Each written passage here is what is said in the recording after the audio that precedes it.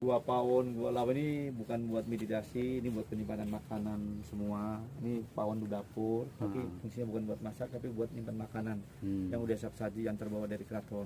Udah matang lah istilahnya. Ini gua petang, petang artinya gelap. Nah, itu fungsinya buat melatih ilmu kekebalan tubuh, dan itu atapnya ada juga gua pungcit. Biasa dulu kalau bahasa sekarang menara pengawas, fungsinya buat ngintip atau menara pengawas. Dulu yang jaga prajurit yang minta memanah, kalau yang sekarang jaga nembak sniper. Iya. Ini Pak, kalau airnya masih berfungsi, ini kayak tirai-tirai Pak turun.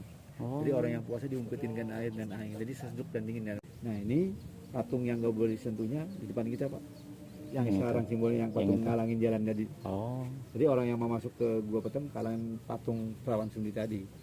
Nah, itu Perawan Sundi kenapa posisinya di depan pintu masuk Gua Peteng? Kenapa dihalangi? Nah, itu kan ada pepatah orang tua dulu yang ngebilangin sama anak gadis perawannya, "Neng, jangan duduk atau berdiri di depan pintu, ntar pamali." Iya. Karena pamalinya apa? Aslinya itu bukan ngalang nggak dapat jodoh atau dapat suami gitu. Jadi ngalangin jalan. Jadi pamalinya ngalangin pintu. Jadi orang yang mau masuk nggak bisa lewat. Gitu. Nah, itu ada patung gajah. Patung gajah itu simbol keretanya sultan atau raja. Jadi melambangkan kereta itu perkasaan. Iya, itu gajah. Nah, ini samping kiri ada gua langse Pak. Langse itu bahasa Cina kuno, artinya tirai atau hordeng yang terbuat dari air. Jadi orang yang berzikir atau puasa tutup dengan tirai. Tempayang kalau orang dulu. Nah, itu anak-anak pada di bawahnya, jadi air mancur, jadi tadi sembur gitu. Ini kolam teratai sebenarnya. Nah, ini kolam teratainya itu dulu bunga-bunga teratai yang tinggi itu piringan Cina semua Pak, cuma saya dicongkelin ya. Karena apa? Orang-orang yang jahil itu. Jadi piringan Cina diambilin buat tip. Nah, ini kita masuk Gua Peteng. Ini peteng artinya gelap ya. Nah, ini fungsinya buat melatih ilmu kekebalan tubuh. Jadi kalau badannya pengen kuat, mau kebal diujinya di sini. Tapi sendiri, nggak ditemenin. Kalau ditemenin nanti ngobrol curhat. Ini jangan kaget, nanti pintu masuk dan keluarnya pendek-pendek. Ini ada maknanya. Kenapa pintunya pendek-pendek? Kita itu harus hormat. Jadi nggak boleh sombong, harus nunduk intinya. Nah, nanti ruangnya sempit-sempit, jadi ada maknanya kita harus introspeksi diri atau ngaca diri. Jadi kalau kita mau ngomongin orang, bicara orang, harus lihat dulu kita betul. Ini kalau dari jauh, kalau dari dekat nggak kelihatan bentuknya Pak. Kalau dari jauh kelihatan ini kayak patung Ganesha nih. Iya. Masih ada ini masih ada. Nah, kita naik ke sini. Kalau kita ke kanan itu keluar Pak, bangun aja. Jadi alurnya kita sini. Ini adem nih awalnya. Iya, adem. Nah, pelan-pelan Bapak tadi ya Bang. Ya, pelan-pelan.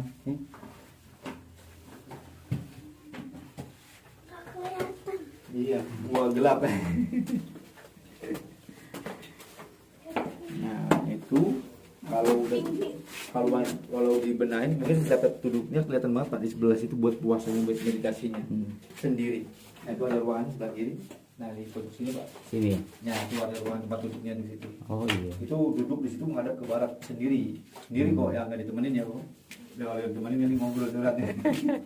Namanya nyepi sendiri ya. Nah, orangnya supaya nggak panas, nggak gerah, ini ada pengaturan angin dan air. Jadi air dari sini turun Pak ke kolam ini. Nah, itu tembusnya ke depan di kolamnya. Jadi ini buat pendingin. Dibikinlah AC yang terbuat dari angin dan air. Jadi orang yang berpuasa itu sejuk dan dingin, nggak panas, nggak ngap. Ini temboknya dingin juga nih, kayak lukas ini. Jadi nggak panas, sejuk. Ya, kita keluar dari sini ya. Jadi airnya masuk dari pori-pori sarang yang di luar Pak. Sarang ini masuk.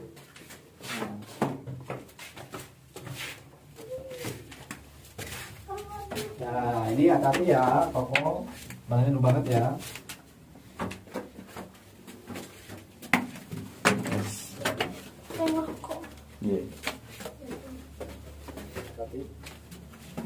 Kepala. Iya. Nah, ini menara pengawasnya Pak. Barangkali mau lihat naik dari atas nih videoin nggak apa-apa. Kita mau pegang. Itu buat menyimpan patung. Itu ada lubangnya. Kayak sumur. Iya, kayak sumur. Ada tulisan 2C. Bentar dulu, belum selesai. Takut. Ini ya? Iya, karena aksesnya Belanda masuk, jadi di bawah Belanda Pak. Jadi tinggal. Tapi itu masih ada, ini ada utuh sebenarnya di belakang itu. Ya orang-orang tuh kalau dari sini bisa lihat apa di sini Pak nembak yang di bawah. Ini ada 2 ruangan namanya bangsa penyembahan. Jadi kamar kaputran dan kaputran Pak. Jadi kamar kaputran itu buat yang lelaki. Jadi kamar tuh bukan buat tidur, jadi istilah aja, jadi buat belajar. Jadi buat ilmu umum kayak pendidikan umum, jadi kayak ilmu agama, sosial dan lain-lain. Kalau mau ilmu kekuatan jadi yang ruangan di dalam gua-guanya. Nah kalau yang laki terbuka, bedanya kalau yang perempuan kaputran tertutup Pak, dihalangi dinding. Iya, iya. Buat jaga supaya perempuan itu privasinya nggak kelihatan buat sama yang laki diumpetin. Nah, itu ruangannya gede juga luas, barangkali mau tahu. Ini saluran air yang buat ngisi yang di dalam-dalamnya nih. Ayo. Nah ini ruangan ceweknya nih, kalau laki terbuka.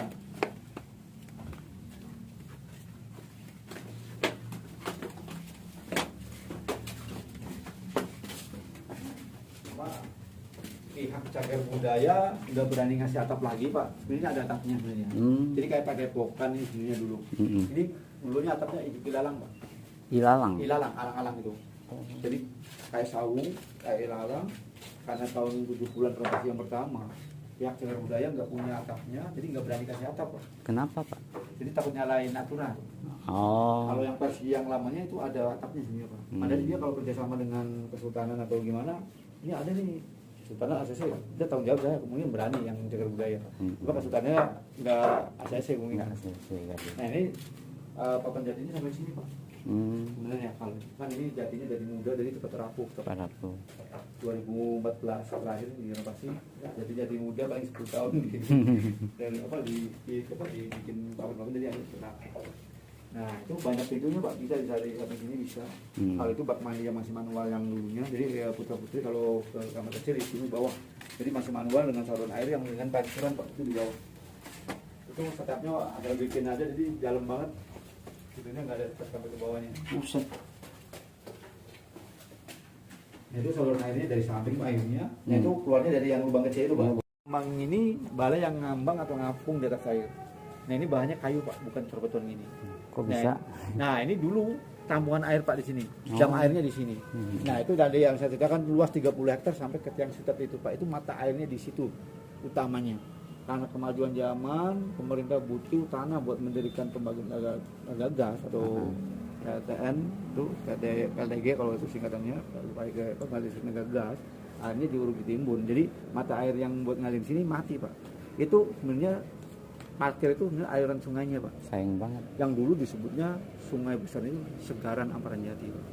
Segaran itu air sungai besar, Amparan Jati ini pohon jati yang tumbuh di sini, jadi kayak hutan jati. Jadi seolah-olah ini keadaannya kayak di pulau ngambang di atas air. Nah makanya dari sana belum ada tanggul-tanggul ini bablas Pak, ini di sini tampung. Nah ini diatur dengan pintu air Pak dari kanan kiri nih buat ngisi yang bagian belakang gua peteng tadi. Jadi air jorok ke bawah sana, jadi kayak tirai-tirai gitu. Dan ini bahannya kayu, bukan corbeton. Karena tidak berfungsi, karena mati, nggak ada airnya, kita abadikan dengan corbeton. Tapi dulu sebenarnya kayu. Makanya disebut balai kambang, ngambang di atas air. Ini balai kambang ini fungsinya buat nampung gamelan atau rebana kalau belajar ngaji atau tadarusan. Nah ini selain itu, yang utamanya ini buat menggambarkan, buat mencontohkan kita, pribadi kita. Kalau kita punya prinsip, punya pegangan itu jangan nyontoh kayak balai kambang yang udah goyang yang terombang-ambing di atas air kayak perahu kan kalau di atas air kan terombang-ambing Pak. Jadi kalau kita punya keyakinan, punya pegangan harus yang yakin, yang kuat, yang teguh. Jangan sampai ngambang kayak balai kambang terombang. Jadi harus yang kuat, yang yakin. Iya. Nah ini nanti kelihatan mega mendungnya tuh Pak, yang tadi itu masih orang merah-merah itu orang tuh yang agak merah. Nah itu masih belum tergigit tuh. Istilahnya, nah itu hidungnya tulisannya, mulutnya lagi ngebuka, lidahnya lagi melet, ya, gitu ya. Cuma sayang, ini dibikin tahun 1788 oleh Sultan kelima. Ini bentuk yang ketiga Pak pembangunannya. Nah itu Sultan kelima namanya Sultan Batangaji, nama aslinya Sultan Sapiuddin. Jadi Sultan Sapiuddin atau Sultan Batangaji itu nggak mau diatur Belanda, jadi melawan Belanda. Jadi akhirnya buat berunding mengatur siasat Belanda itu di bawah ada mejanya di depan pintu perkayanya Pak. Jadi namanya ada yang bocorin, orang-orang kita juga yang bocorinnya. Akhirnya pihak Belanda kesel, orang di sini masuk dicarinya susah. Akhirnya tahun 1790 dibom sama Belanda, melalui bom mortir melalui udara Pak. Makanya agak berantakan Pak, miring-miring ini. Tapi yang bagian belakang yang hancur banget. Nah itu tapi nggak ada insiden kejadian misalnya ada yang meninggal gitu. Jadi dia punya akses lari kemana gitu. Makanya banyak perso orang yang bicara sini susah jadi paling bom. Kuning tadi Pak yang melawan bandar. Ini dulu ada atapnya Pak. Ini satu. Oh, dua ada tapi. Ya, Oh iya ya. bekasnya. Ini Nah, ada bekas. Makanya pintunya kelihatan itu. Nah, ini portal yang nggak dijaga ke Makam Madinahnya di sini Pak. Ini ada dua pintu nih. Kalau ini ke barat, ke kanan ini, nah ini ke Makam Madinah. Kalau ke sini arahnya ke kiri, ke timur, ngarepnya ke. Oh yang ini ya. Cuma kalau orang mata biasa itu tembok saja, tinggal bener-bener pintu itu. Jadi orang-orang yang istimewa, orang yang bisa lihat ini bisa lihat portalnya tapi nggak bisa nembus ke sana karena dia nggak punya bacaannya. Tadi syaratnya yang turunan punya ilmu tinggi, bisa punya bacaannya, dibarengin tapaku dan tirakat. Nah, itu tata. Berarti ya Pak? Ya, jadi orang indigo kalau orang sekarang itu. Kalau orang indigo juga kalau bisa lihat paling bisa lihat portalnya tapi nggak bisa nembus ke sana ya. Paling bisa lihat aliran gerbangnya. Nah, tata cara orang masuk ke situ, ke ruangan yang kecil itu Pak. Perang hati. Padang Fungsinya hati. buat nenangin hati itu bahasa Jawa. Oh iya. Jadi kalau ada masalah yang nggak bisa terpecahkan, nah di sini dah keturunan solusinya buat nenangin hatinya. Itu dari sana balik kambang air turun dari sini, itu air bisa dinaikin Pak. Nanti masuk ke lubang itu buat pendingin di dalam. Ini arsitek Cinanya Pak yang bikinnya nih Pak, gabungannya. Jadi dengan bahan-bahan air gitu. Oh Nah ini hati-hati kepala nunduk lagi ya. iya.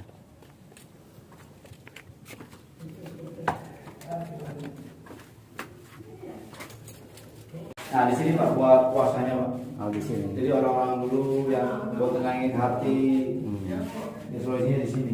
Hatinya tenang. Iya. Jadi menghadapnya ke barat. Ini bisa buat tidur, bisa buat sholat. Yang kita ini aliran air Pak, jadi buat tenangin. Nah kita keluar dari sini. Bawaan dari Sri Sminggati tadi, Putu Ramtin tadi. Nah itu digambarkannya kayak bompai Pak, kayak kuburan Cina, tapi ini kosong, jadi simbol aja. Simbol Untuk aja. penghargaan. Nggak ada isi Nggak ada apa-apa. isinya, betul Pak. Jadi buat penghargaan, buat keturunan orang Cina yang ikut membangun taman sari ini. Nah itu kalau sampai sekarang itu marganya masih dipakai tuh, kalau depan dan belakang itu antara pakai tan dan han. Iya. Warga saya Ya, kan. iya Pak. Jadi leluhur Pak. Bapak dari sini didorong ke sini nih. Leluhur nih. Iya. Jadi itu kalau tandanan tuh yang ikut bangun taman sari. Jadi leluhurnya Bapak berarti hitungannya. Jadi terahnya. Jadi kemudian dari sana suruh dorong sini nih nengok leluhur. Tapi sekarang udah punah Pak. Ini kalau saya kecil kan betul saya rumah itu di belakang Pak. Orang tua saya di situ. Ini kalau musim-musim hari besar kayak Cina itu kayak Cengbeng. Kemarin hari tanggal 5 kemarin Pak, ini rame Pak di sini Pak. Banyak yang berdoa. Tapi lambat laun keturunan yang dulunya nggak ngasih tahu pada keturunan ini. Di sini tuh ada simbol ini buat menghargai keturunan kamu di sini doa. Waktu saya kecil rame Pak. Wah, sampai saya SMA itu masih ada. Nah ini pasti sekarang masih ada tapi nggak kayak dulu lagi. Paling sewaktu-waktu dia kesini dari luar kota soalnya jauh dari Cengkareng. Paling sebulan sekali dia nengok sini berdoa. Dan ini pohon yang dari Cinanya juga masih ada Pak sampai sekarang. Pohon kelengkengnya Pak. Kelengkeng. Sebelah sini, Pak. Yang gitu. Tapi pohon kelengkengnya sampai sekarang dari dulu sendiri nggak pernah berbuah Pak. Ini karena satu pohon Pak laki. Itu mitosnya harus dua pohon perempuan dan laki buat penurukan. Ini satu gitu. pohon laki tadi nggak pernah berbuah. Ini penopangnya Pak. Ini pohon Ini yang asli. penopangnya. Ya ini penopang yang aslinya ini Pak yang keropas Pak. Dari sini kelihatan banget ada keropasnya.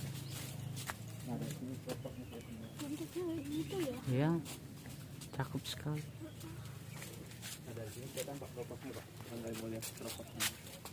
Ini nggak ada batangnya Pak. Tinggal Masih kulit. bisa hidup Iya. ya? Tuh Pak. Kayak bonsai Pak. Tuh atasnya batang Pak. Iya. Tuh daun. Ya, pohon mati. Jadi ada dari pohon mati, ada yang nunggu di atasnya. Kayak orang yang ngerti itu. Iya. Tapi ini masih hidup. Tapi nggak benar berbuah. Itu lagi orang lagi duduk ya, kelihatannya ya. Tapi itu bukan orang lagi duduk, itu Garuda dililit ular. Itu kanan kirinya ada sayapnya sebenarnya itu. Ya itu nempel di tulisannya sayapnya.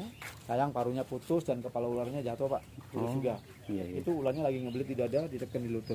Ini parunya putus juga. Iya. Ini kalau paru Garuda ini pada zamannya almarhum Susana bikin syuting film Ratu Ular Pak. Ini Blorong. Iya. Nah syutingnya di sini. Jadi kemudian keinjak perunya, jadi putus parunya. Jadi nggak bisa dibenahin lagi. Kalau apa? Kalau ularnya sekarang-karang kita tampilin dengan sekarang nggak mau nempel Pak.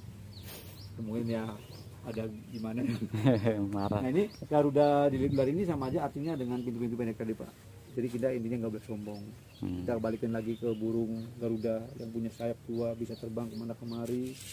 Jangan mandang-mandang jadi burung dia punya sayap dua bisa terbang kemana kemari. Ibaratkan ular lagi ngebelit ini tali. Kalau burung di dalamnya nggak bisa terbang, dia semungkin dia bebas kemana kemari. Dan kembalikan pada kita, kalau kita punya kedudukan yang tinggi, ilmu yang tinggi, atau yang lebih, kita nggak boleh sombong, harus nunduk ke ilmu padi. Semakin berisi semakin merunduk, jadi nggak boleh nunjukin kepunyaan kita. Nah ini samping ada gua kelanggengan Pak. Kelanggengan itu langgeng abadi Pak. Tadi yang ini buat raja nih Pak. Oh. Cuma emang dari dulu ini dilingkup dengan air kayak gini Pak. Kenapa dilingkup dengan air? Ini sengaja, ini satu sisi buat jebakan, satu sisi buat pendingin. Jadi orang-orang yang mau berbuat asal ngomong buat jahat, kalau dia nginjak air buru-buru, bunyi Pak air itu. Nah itu orang yang di dalam, wah ini ada orang yang masuk, kita kawal dulu.